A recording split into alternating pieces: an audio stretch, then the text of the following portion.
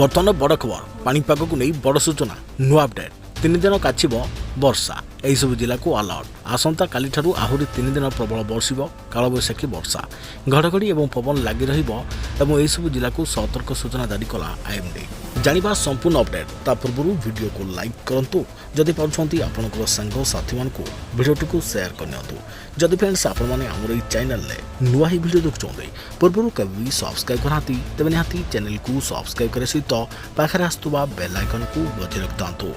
तेज उत्तर पूर्व बंगोपसागर में चलित वर्षर प्रथम बात्या दाना बांधि सारी घनीभूत भयंकर रूप नेबार संभव होती ओडिशा गोपालपुर धामरा और पारादीप बंदर में 3 नंबर विपद संकेत दि जाएगी। भारतीय पाणीपाग विभाग आईएमडी एने बात्यार गतिपथ रिपोर्ट सार्वजन्य करिछे।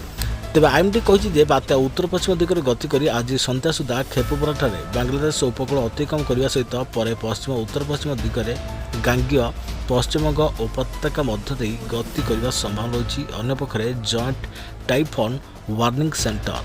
तेज बात्या संपद में कही सक्रिय मौसुमी ऋतु में प्रथम अवपात घनीभूत हो गभीर अवपात परिणत हो यारी प्रभाव स्वरूप ओडिशार उपकूलवर्ती 6टी जिले में वर्षा सहित वज्रपात देखा मिल।